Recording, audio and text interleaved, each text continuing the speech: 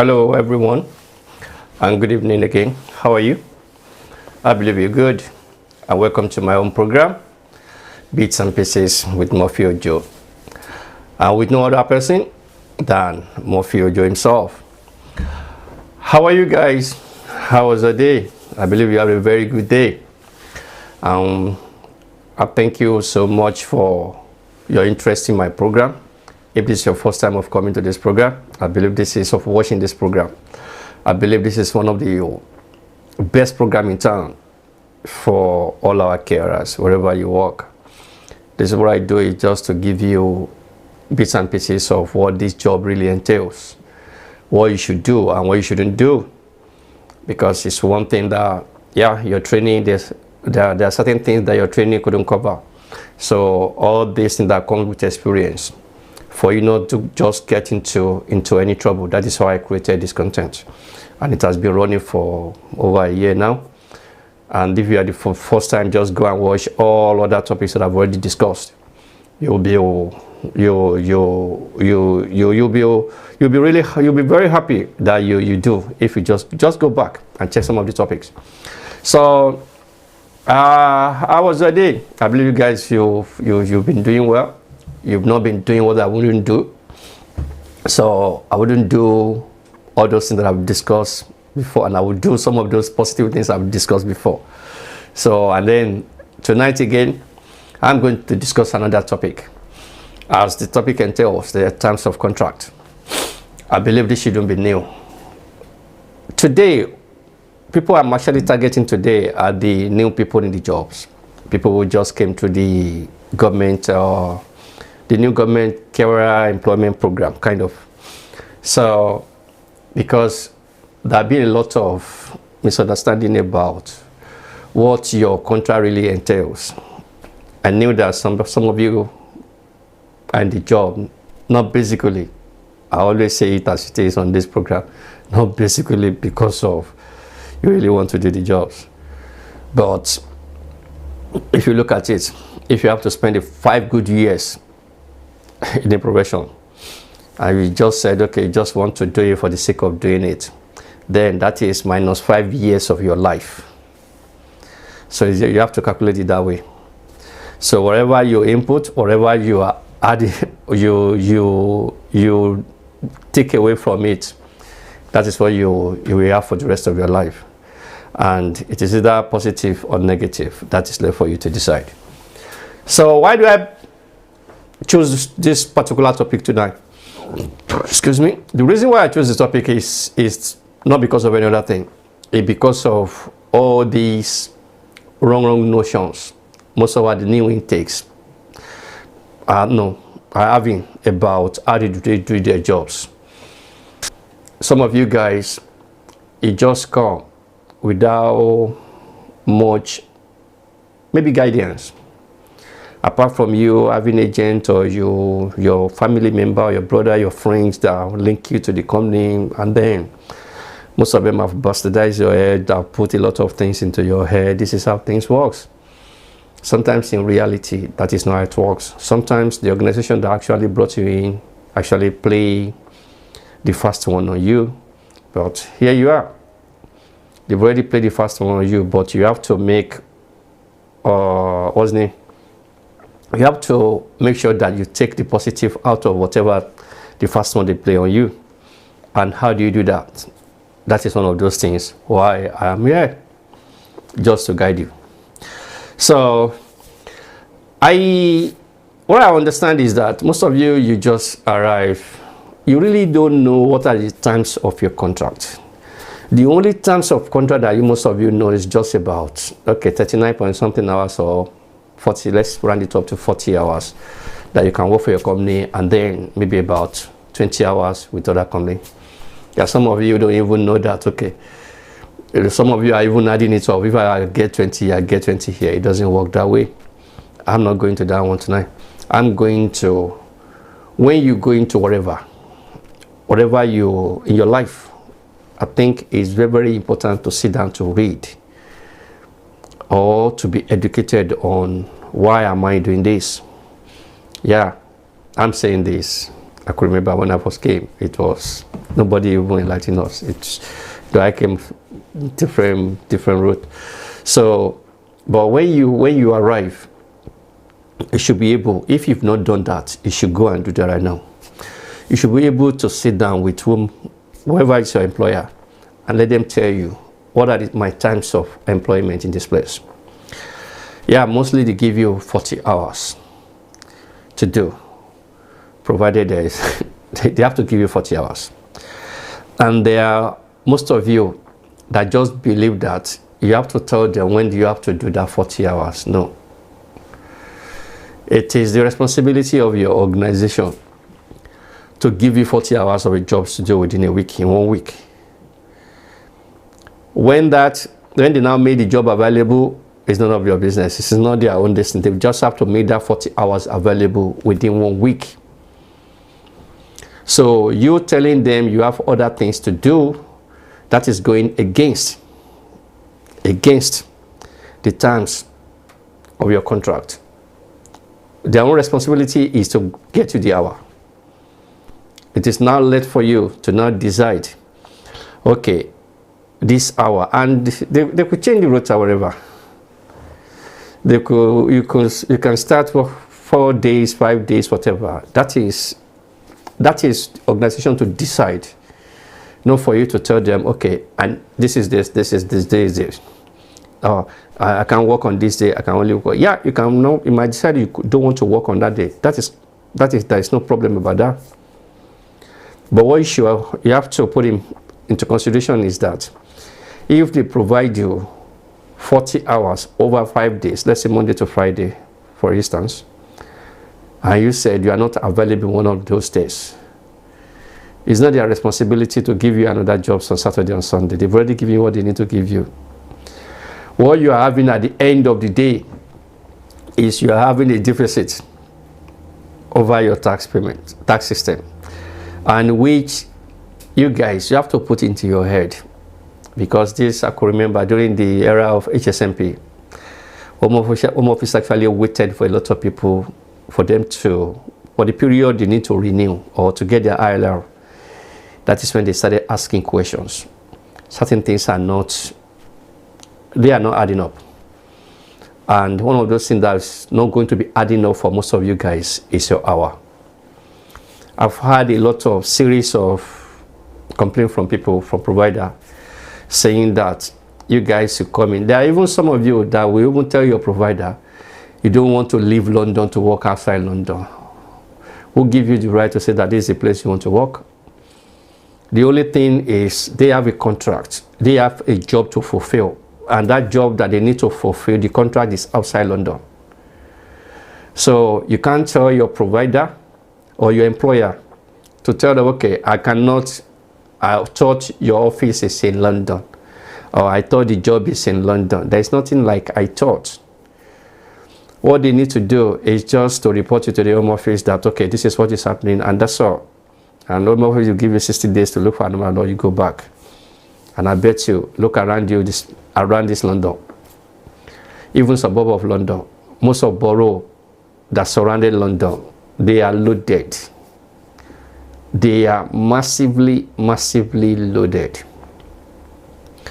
So it's now left for you to decide whether you want to go and fulfill that contract outside London, or you want to remain in London. The provider have got no problem, except there is an hidden thing when they were bringing you in. So far there is no hidden thing, but there you are at a loss. And you don't know what? I don't want to go into all the other rudiments of business again that they could do.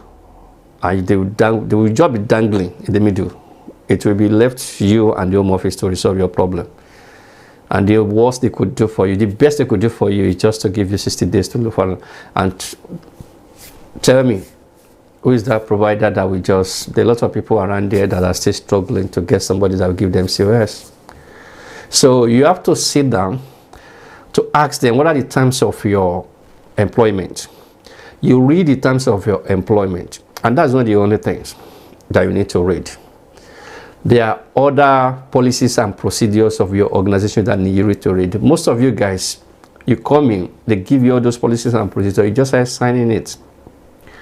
What you are signing, and most of the time, it's not that there's anything big deal in what you are signing, but you need to read. Because if you read it, you realize that a lot of things that you decide not to do when you say, okay, you're actually going against those policies and procedures you've already signed. And if any problem arises, it's now left to you, because what they will ask them is that, okay, can we have a copy of his or her contract? Then after that, they will then ask for policies and procedures of the organization. And then was it given to you? Yes, because you sign it. That you read it, and because what you read and sign, that is what, and you didn't date it. You dated it, you signed it, and then when they go through it, if you're saying something in contrary to what you've signed, then who is in problem? Who is in trouble? It is you. It is you. A lot of you actually came in with this kind of, the idea of, we are very cunning, we're very smart. You are not as smarter as those people who want you to come and be their carer. And that won't be you. I don't know if you are juggling these two things together. If you are so smart, so you won't be the part of those people that they will bring in to come and care for the elderly ones. So leave your smartness to, even don't body playing with your smartness, because the system is about 1,000 years ahead of you. There is no way you want to lie your way through anything you want to. You guys, you come in, and then it is then you then realize that, okay, you are suffering from this illness, you are doing this, everything. There are a lot of simple questions to ask you. There is nobody will test you whether you are actually suffering. Nobody is interested in that one. What they're interested in is the documentation that you filled up, you completed, that you signed into before you. When you are making your application, it's just like you bringing things in. If you've been to the Australia before, most country now, you have to fill up everything that you're taking in, whether there is food, or is it raw food, they sell fresh food, that kind of a thing. And you said, okay, I wasn't the one who signed it, I wasn't the one who completed it. And then they say, because there is a place that you have to tick that, okay, were you the one who completed this? And they've already said yes. So they do not have time to listen to, I didn't know about this. You can't prove ignorance of the law. No, it can't be, it's not possible. Most of you have it in mind that, okay, they will ask doctors to come and check you, and they realize that, okay, you have, this is it. But do you feel this thing? Do you completed this thing? Do you review this thing that you are suffering this particular ailment before you make your application? If it is no, I bet you, even if it is 60 days they're supposed to give you, they will reduce about 15 days before you leave this country.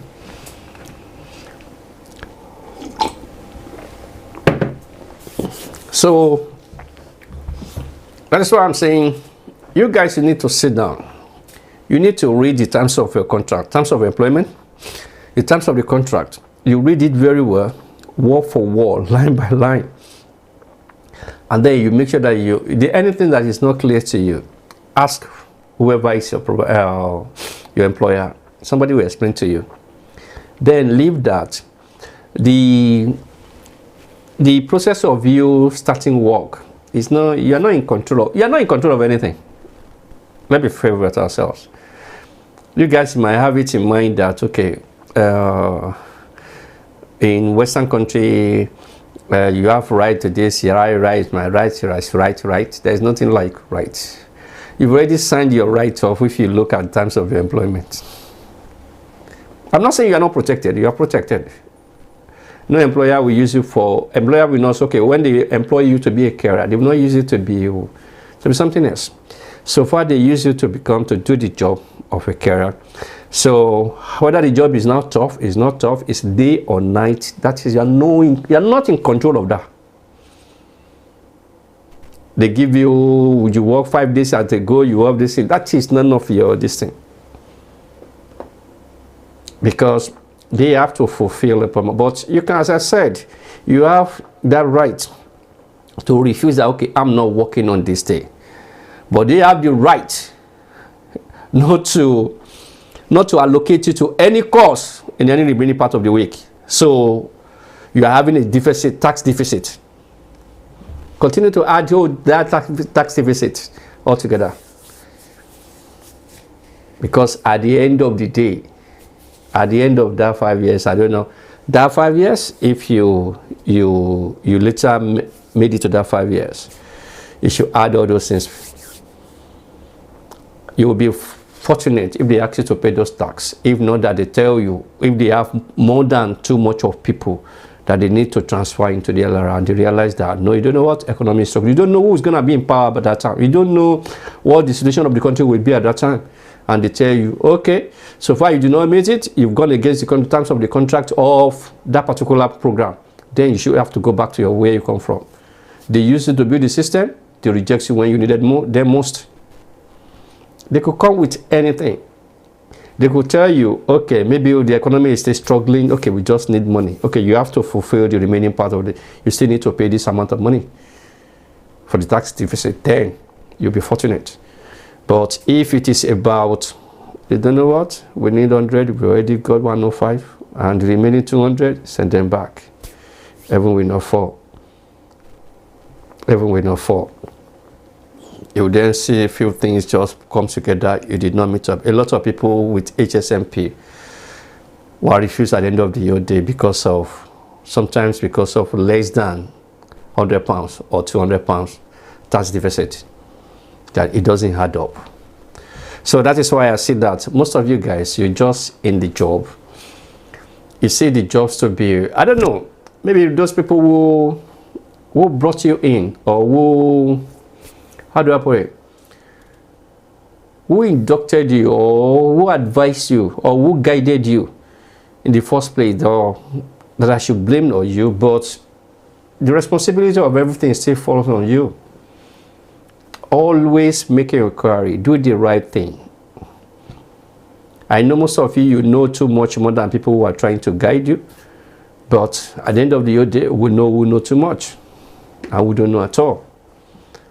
That is why I always, that was one of the programs I saw, that the lady was just, the way he was guiding people, just as if everything is hunky-dory. No, it doesn't work that way. There are processes and procedures. As you are working, make sure that all those processes and procedures, you don't go against it. You follow those processes. Make sure you followed it, because all this effort you are making running up and down, and most especially you guys that just joined the domiciliary side of the business, it's not an easy job to do. Jumping from one house to another in this kind of weather and staying out till late, yeah. But don't say that. You don't be making all those efforts in a wrong way. You have to wash your line. Wash it very well. You do the right thing at the right time. So far your organization is telling you to do certain things, follow whatever they say. Don't follow whatever your family member, your friends feel that is how it should be. Most of them are just saying it. When it matters most, they will not be there for you. I've had lots of different things, and sometimes I couldn't just manage it than just to try to find a way to correct things, because people are making loads of mistakes. You feel that you can't tell your employer where you want to work. They are the one that got the contract. And they are the ones that are telling you, this is where my job is. Whether your family member is in London, whether your family member is in Birmingham, your family member is in Manchester, and you need to work in Manchester. It doesn't work that way. The only way it works is that this is where the company have got it. It's not the company, the organization have not got a job. They've got a contract that they need to fulfill. And the contract is not where you live. You don't need to live there. You need to live very close to where the job is. Because I just can't get it. If you could put money together to get to buy a ticket to fly into the country, and you say that you can't get money to rent a place for yourselves, then where are you in the system? You should find a place, you should move very close to where the job is. That is one. Two, when they give you hour to do, you do not have the right to tell them, okay, you want to do night, you want to do day, if there's no night, you cannot do day. Then they have the right not to give you any. They've already given you what they've got, and they now have the right, if you are not fulfilling whatever they need to fulfill, to report you to the Home Office. There's no two-way into it. There is no two-way into it. And mind you, the way system is going now, there are lots of people who have got this COS in the country that they even have jobs. There are lots of organizations who even brought people without jobs. Some of them have got contracts because they are unable to fulfill it before the process comes in. By the time they decide the process is to bring people in, they've already lost the contract, and that is it. You guys now come, you just come into nothing. So how do you do it? There are massive lots of people, lots of new carers that are in that kind of category. And you have some organization that, okay, they have contract, but they don't have license to bring people. So so if they're able to work with all these people, maybe fine. But my own issue here is that I don't want you guys to fall into that trap of not doing what you should be doing, or not knowing the terms of your contract. And I could sit 8 out of 10 of you down, and then you guys will struggle. I could sit 10 down, and 8 out of that 10 will struggle to tell me the full terms of their contracts. And that is that. That is one side. And what about your jobs? Do you know your jobs? Do you know there are certain things that you need to know? How many of security regulations do you know? Are you really guided at all? It's not just about, and for you guys who are doing the job, it's not just about you doing the job. Another thing is that you should be able to know your job. And part of knowing your job is knowing all those regulations that are guided you. I mean security regulations that are guided you in doing your job. You need to, because you guys, you're very fortunate. There have been a time when people are in the systems, they've got to do lots of things, and they struggle to read. But apart from you guys going to work, coming back, except few of you that have got family, or most of you have got family, yeah, but still, you still have the right. It's your responsibility to make sure that you know what you are doing, and you knowing what you are doing actually go beyond you having the training to do the job. It's one thing you have the training to do the job. It's another thing it's one thing you are inducted into doing the job. It's another thing you develop yourself in knowing what you have to do.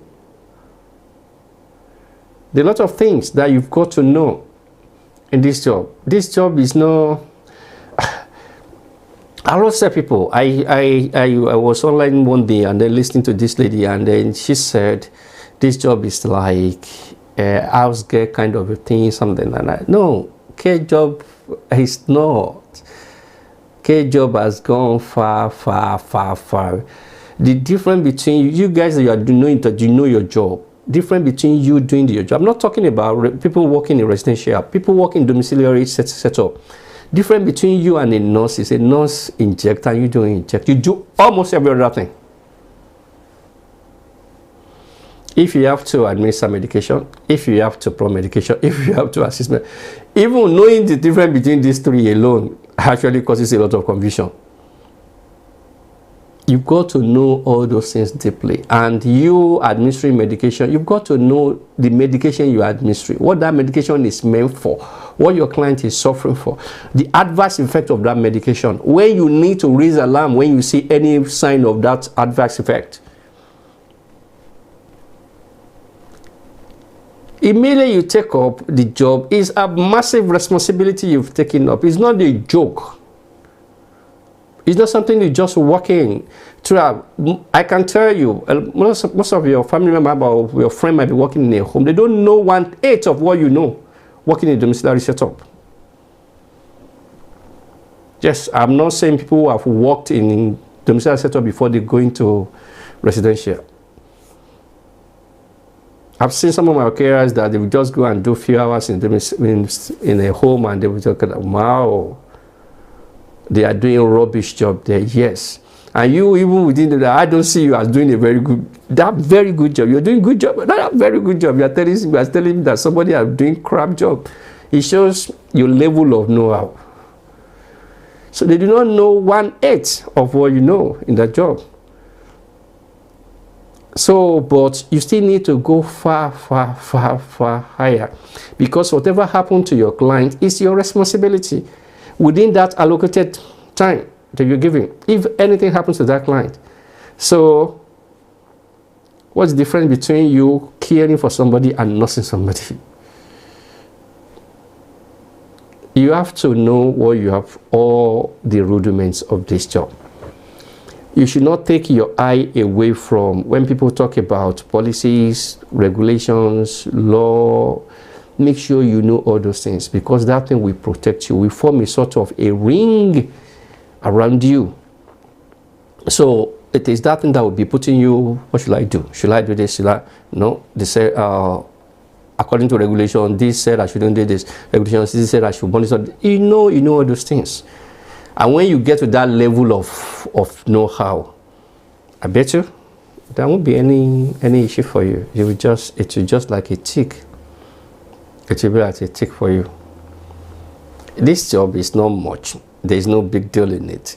And there is no big deal in it if you learn to do your thing in everything in life. So for me tonight, what I'm bringing to you is your attitude should change towards learning your destiny. Don't talk. A lot of you think you know a lot of things. You don't know anything. You don't know anything. And I don't want you to be in problem or in a distress or in any issue before you get to know, because by the time they raise first safeguarding, second safeguarding against you, you'll be, no matter what you cover up. And if you are the one that you've been covering up for yourself, what I want you to know that it just takes one thing to happen and everything will be busted. So before anything gets busted, why don't you just go and breathe? Get to know your stuff, get to know your job, get to know why you're doing the job. Get to know why you're doing the job. Have the boldness to face anybody about the job. It's not that they ask you to go and meet social worker and say, no, I can't go there. No, I don't want to go there. Why don't you want to go there anymore? Those people that they say you should go and meet, they are human beings like you. You should even know that job rather than them. What they are using is just the policies and the law against you. If you are able to just put them to where they belong, they will give you the respect needed. But because you don't know, then it becomes a sort of fear to you to meet a human being like you, to talk to a human being like you. So I will be rounding up, and I hope you guys will meet me again next week. Until then, please don't do what I won't do. And what I wouldn't do, I wouldn't sign any contract without reading it. I wouldn't sign my policies and procedures without reading it. I will make sure I check everything, read everything, and all regulations. I'm not saying you should cram it, read it and understand it. Until next week, cheers.